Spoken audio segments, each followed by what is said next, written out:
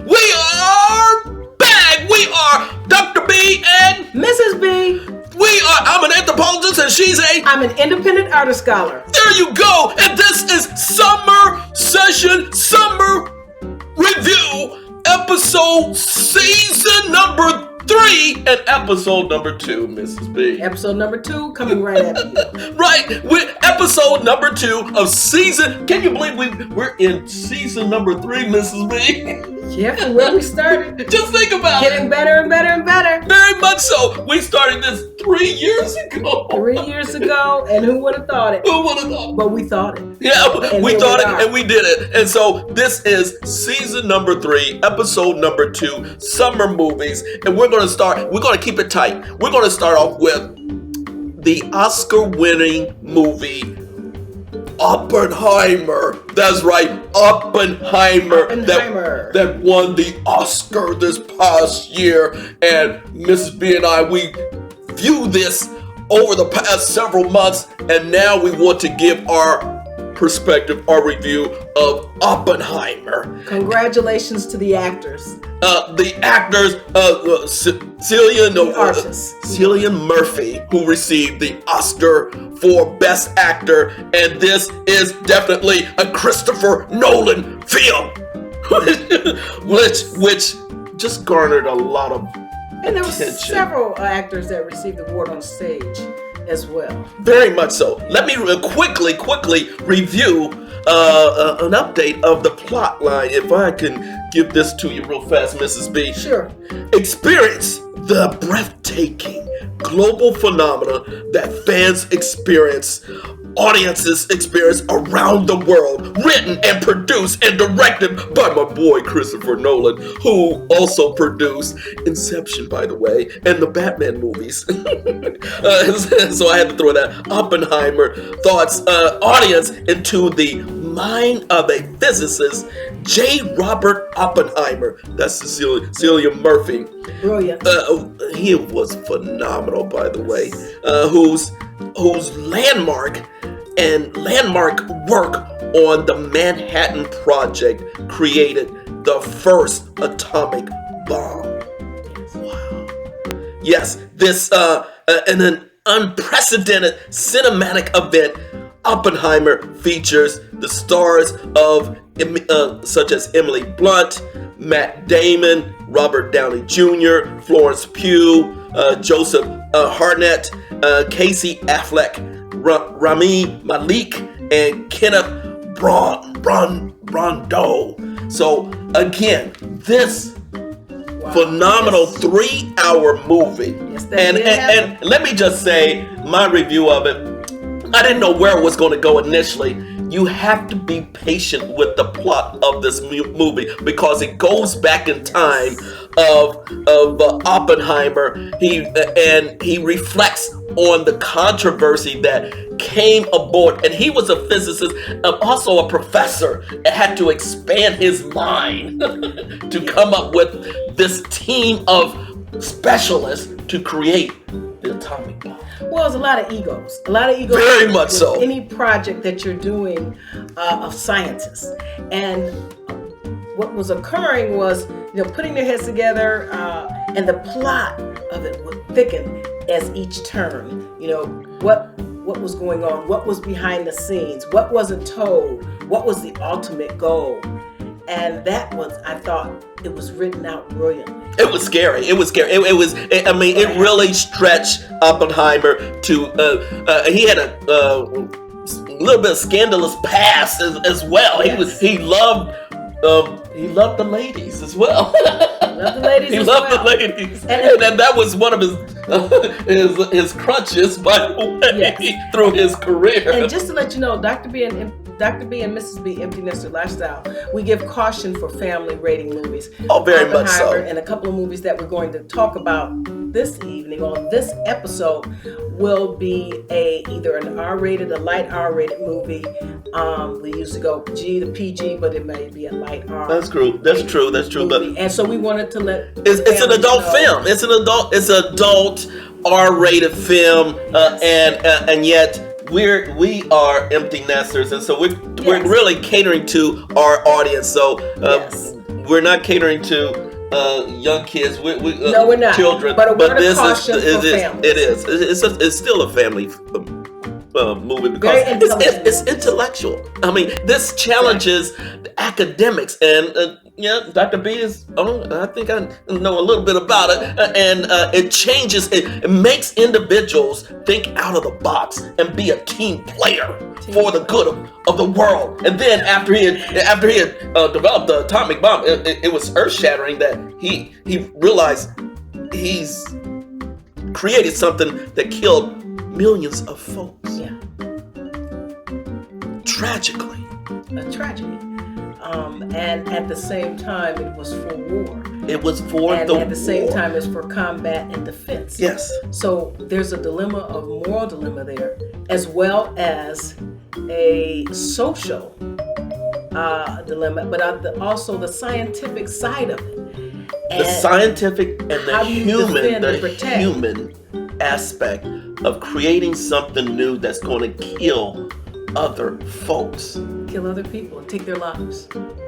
Their hopes and dreams. That was earth-shattering. And their ancestry lineages. So what do you do? And then he was celebrated. He was celebrated and then investigated and challenged by the U.S. government because of his interactions with other folks who were against the U.S. government. And that's when Robert Downey Jr. did a great job of trying to defend him. Mr. Downey, as well as all the other actors. Yes.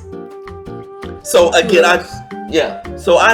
what do you give Oppenheimer, Mrs. B? Oh, well, it's a thumbs up. It's a thumbs up. It's a thumbs up. So we're educators too. So yeah. I'll say, and as an artist, independent artist scholar, give it a. There you go. There you go. Thumbs up for the kudos. Oppenheimer. And let me just give another shout out to my boy, Christopher Nolan. Yeah, he's still the primetime director extraordinaire. So I'm a big fan of Christopher Nolan. Next, Mrs. B. Let's move on. Let's go. Our Netflix series, Bridgerton. Yes. Season number 3. Bridgerton. Season number 3. And the return of Lady Danbury. Lady Danbury. And what did you think? And the Queen. And the Queen. And a different new plot line. And a new plot line. And it was very a different and they have to marry off the daughters. To marry off the daughters. Real but fast. Who was the center of attention in season number 3? Well, you tell it.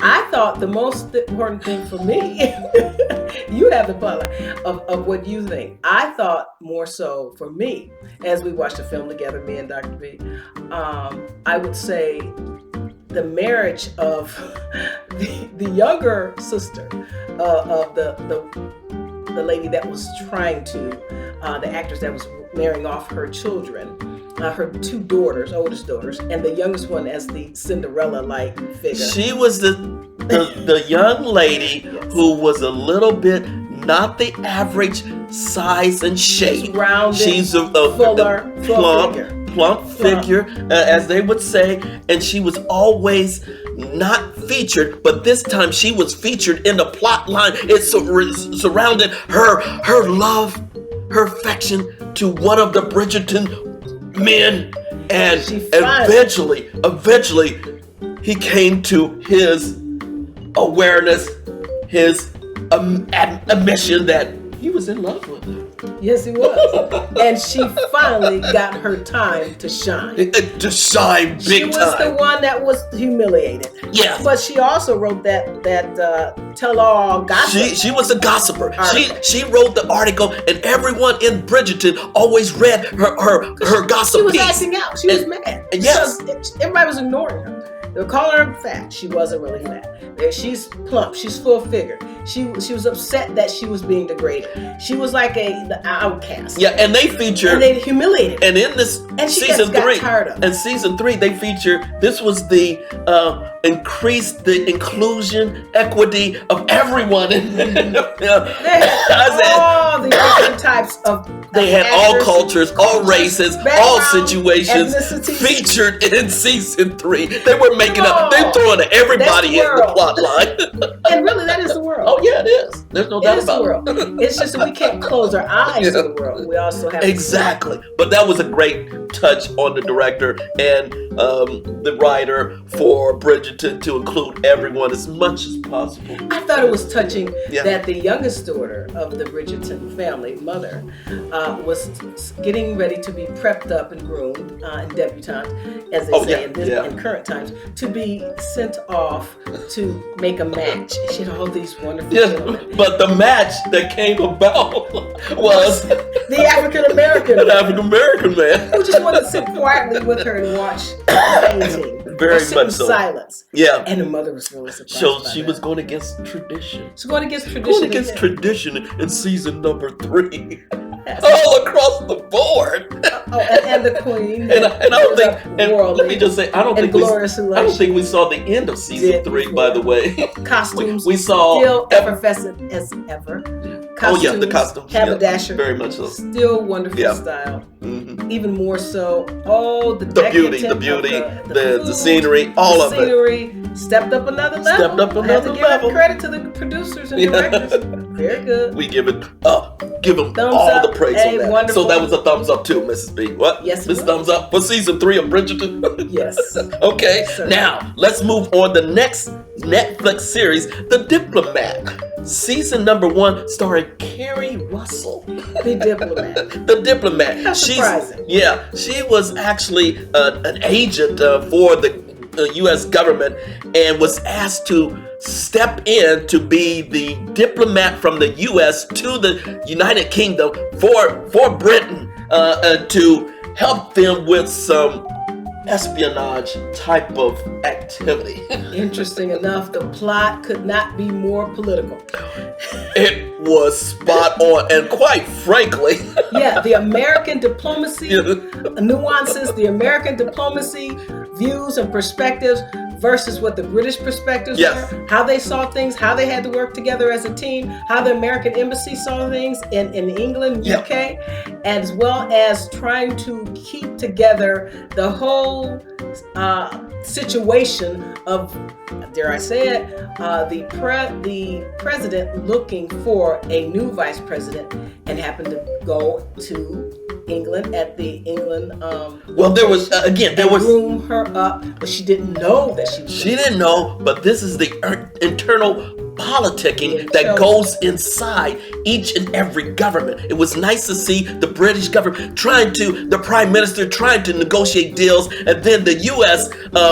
Government led by President, let me say the actor that played the president in the U.S. was Squiggy from Laverne and Shirley. That's a little side note. When I saw Squiggy Lenny as president, I said, this is going to be funny. And he was funny, by the way. But he wanted to groom Carrie Russell to become the new vice president. So, and let me just say, Carrie Russell, she was a great star on an ABC show. Vice president. And she also kind of played it very simple in her makeup and everything. I said, when is she going to prime herself up? Because the Carrie Russell I know from ABC in the show, she was primed, and then she just played herself down. What do you think about that, Mrs. We fussed about that. Yeah, we fussed about that. We're like, why? They wanted the character role to be scruffy a little bit. She's tough. She's been an agent. A little bit too scruffy if you ask me.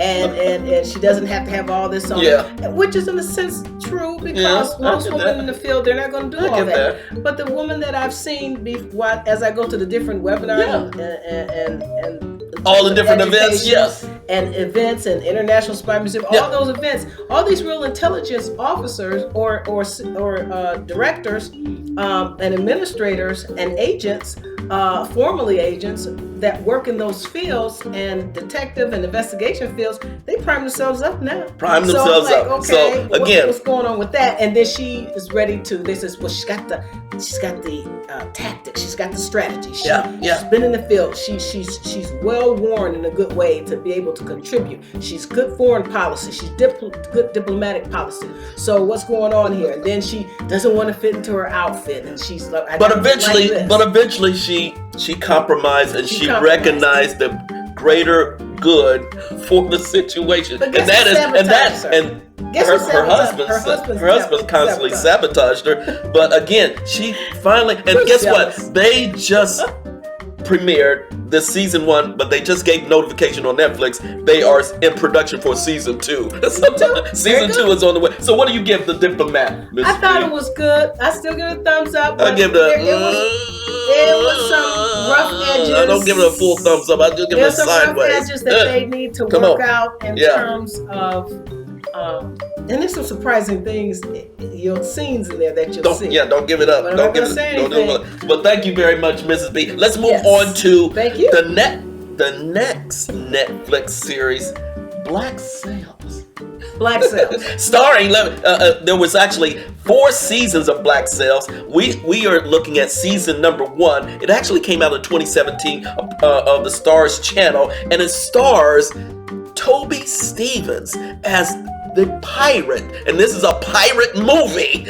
Really good action A pirate movie. Yes. And let me just give a quick synopsis of Toby Stephens. He's has red hair, red mustache. He fits the ideal of a pirate image. And I did a little background on Toby Stephens because he looked familiar in another Netflix series that I saw a few years ago, Lost in Space. But I said, he looks also familiar to another situation. And I did some background. Toby Stephens is actually the son of a well-known actress. But we have to make sure we confirm that that's actually his mom. It is, because I checked it just before we got online. Okay, good. His mother is Maggie Smith, and his father is Sir Robert Graham Stevens. Yes, And that's Sir Robert Graham Stevens just happened to be one of the leading English actors in the early years of the British Royal National Theatre.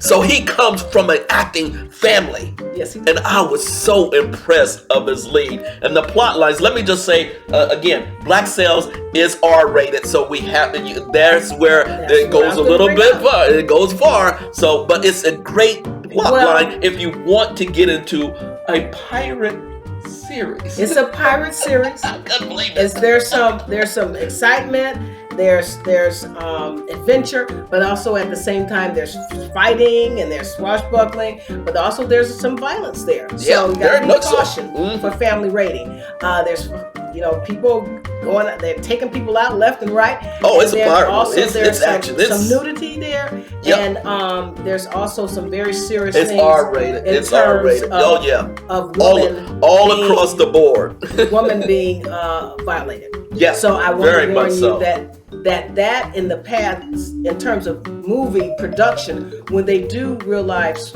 scripts, and they watch all and research and watch all the different films, many times those films are based upon accounts that have happened. And then you have the creative production. And then after the creative They were trying to be as true as possible. As true as possible. But you also want to be, I also want to put out there that was during that particular time. So we don't support violence of any person or woman in any kind of way. Absolutely not. And the pirates of today, of course, and if you're talking about pirate history and historical history, as well as education history, are usually mascots or some type of reenactment. So we want to put that out there. But I also want to say in my research, to find out more information, you can find that information out on the Visit North Carolina website about Blackbeard history. So you can get all the documented facts from scholars, anthropologists, archaeologists, as well as social lives of the pirates, as well as Pirate Coast, and as well as Queen Anne's Revenge. There's a website for that you can search for. Kind of connected to that. And then there's these Carolina University pirates as well. So you can search that site for more information. Thank you. And I'll finally say, Mrs. B. to learn about North Carolina history, where a lot of the pirate history is from, along the Crystal Coast in North Carolina, you can search Our State magazine, as well as the publications and the websites in North Carolina. So those are the sites that you want to search for and visit. Make sure you go to the official ones, and that will give you all the education, and other sites will give you the edutainment. Want to say that. You said it. See, I give you an error. You want to say something. And here's with Mrs. B. She always going to say something, even though I said, what are you going to say? You, Dr. B. Exactly. What are you going to say? I'll give you your airtime. Rightly so. Now we move on summer movies at the box office right now that just came out. Inside the animated movies, Inside Out 2 and Despicable Me #4. Guess what? Wow. Guess what, folks? Yes, I'm going to mention it because Inside Out #2 has been number one for several weeks. Globally, it has raked in $1.217 billion. It's a global hit. This is Okay, I'm surprised about that. Yeah, it's a global hit. Inside Out #2, starring Amy Poehler. Amy Poehler. That's what I was saying. And it's the plot line. I don't even know. I seen the trailer. The plot line is about based on a female lead, Riley's mind as she hits puberty. So it's that one. Yeah. Great summer movie. Yeah, it's great summer movie. That's what it is. And it's a global hit. It seriously is a global hit. Yeah. And teachers who teach K through 12, and especially middle school. Yeah. And then Despicable Me #4 just came out this weekend, raked in $230 million, starring Steve Carell and Will Ferrell. And it goes like this. Gru, the major character, welcomes new members of the family, yet the villain, Will Ferrell, escapes prison and vows revenge against Gru. That's Will Ferrell. Yeah, that's Will Ferrell from Saturday Night Live and Steve Carell from The Office. So those are two blockbuster movies that just came out this weekend. Let me ask you something, Dr. B. And I don't mean to interrupt. Why does Will Ferrell always does those movies? But they're real successful when he does it. But that's like a Will Ferrell signature trademark, don't you think? Those types of movies that he does. He has always getting into He something. has his market. He has his craft. He has his audience. And Will Ferrell going to do Will Ferrell stuff. Will Ferrell's going to do Will Simple as that. And then finally, we want to feature the final review. And of course, I got to give a shout out to this final review. And the movie that we just saw last night on Netflix, and it's the #1 Netflix movie of the weekend and of July. It's Beverly Hills Cop, Axel F. Featuring my boy Eddie Murphy. It's a hit. Eddie Murphy teams up with the team from the original Beverly Hills Cop. This was a movie made in 40 years ago, and he brings back his A-list players, A-list actors and actresses. But the plot line is really between Eddie's character, Axel Foley's character, and his daughter. Now I was surprised about that. And it started in Detroit. It started in Detroit. Hello, shout out to Detroit. And then he has to go to LA to help out his daughter, who's a lawyer, to help her in a case. So the chemistry, the interaction that he has with his daughter on screen was fantastic. It was, and it was, I like the fact that the realism of the emotion, the realism of how a daughter and a father has difficult times, if that's the case for that family, and particularly for law enforcement, staying your job is all about your job. As the daughter grows up, she has a different kind of way of growing up, her lifestyle, and then they become estranged. No, they became estranged because Axel Foley, Eddie Murphy had to do his thing in Detroit, had to follow the cases, and then he left her, for her career. She actually changed her name from Foley to Saunders, and that was a great little scene that he said, "You changed your name?" Yeah, she kind to of Saunders? soothed it down so it wouldn't be heightened with the Foley action going on. And then she met a gentleman named another cop in LA who happened to be the actor, A-list actor, Joseph Gordon-Levitt, who used to start in with Christopher Nolan's film Inception. And when I saw Joseph Gordon-Levitt, he was spot on, and the chemistry just blew up. He was big good, time. but I was surprised that he his previous movies were clever. They were clever. Very, very. This gave him an opportunity to expand his acting ability. And this role was more softer in his acting capability.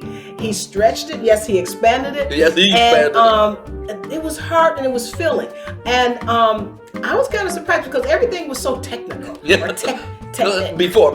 And now it's, you know, it's softened and he had grew his hair out. And he did. But the chemistry that Eddie had with him, his daughter, and well as his original crew, he brought in as many folks from the first film to this film, and it was I didn't even know what to expect. And I'm just going to share one scene with you. They had a helicopter going down the streets of LA in an action scene. It was hilarious. And let me just say, Eddie was spot on with his comedic skills, still looking cool, looking and doing all his shtick with the players. It was spot on. The tough life sometimes that people go through every day in every city across the country, in the urban areas of certain parts of urban areas, city of Detroit, different things. Of course, city of Detroit has risen back. He gave much prop to Detroit, by the way. He gave much prop. Exactly. With the Michigan he presents, but what I really like a way beautiful architecture. Way Eddie. And it wasn't all portrayed in the movie, but it was really grandiose now. Took us a long Eddie time. appreciates each and every city that when he does a movie. He always appreciated Detroit. He highlighted Detroit Red Wings. Then he went on to Beverly Hills. We happen to live in LA as well, so we know what happens, where the sights and sound. They were actually filming Rodeo Drive, but they were also filming majority of the movie in LA, in the LA Harbor. Yes. We used to live in San Pedro, so we know that area very well. So that's the reason why I took pictures on Rodeo Drive. Pictures and everything, but we live in San Pedro and know that area. So no Detroit, no San Pedro's, no LA. So it was spot on in production. And don't be surprised, there will be a sequel to this, another one, Beverly Hills Cop, Axel F. So I give it a 2 thumbs up. 2 thumbs. I give it a thumbs up. 2 thumbs up. All right. That's coming straight to you. 2 thumbs up. So there you go. You from North Carolina. That's right. So there you go, Mrs. B. We reviewed Beverly Hills Cop, Axel Foley F. Also, the Bridgerton series on Netflix, The Diplomat, Black Sails, as well as Oppenheimer and the summer blockbuster movies that are out right now, Inside Out #2 and The Despicable Me #4. There you go. This is season number 3 and episode number 2. And what final comments does Mrs. B have? You know what other movies that you can go see? Beautiful skies, the water, fireworks. That's just as much movie as being together with your friends and family. And that's what I have to say, Dr. B. There you go, Mrs. Enjoy the beach and enjoy your neighborhoods. Hope you enjoy our movie review. And please give us a like and subscribe to our movie reviews. www.DrB and MrsB EmptyNesterLifestyle.com on Squarespace and shop. That will come up in my post-production, Mrs. B. That's good. Always put it out there.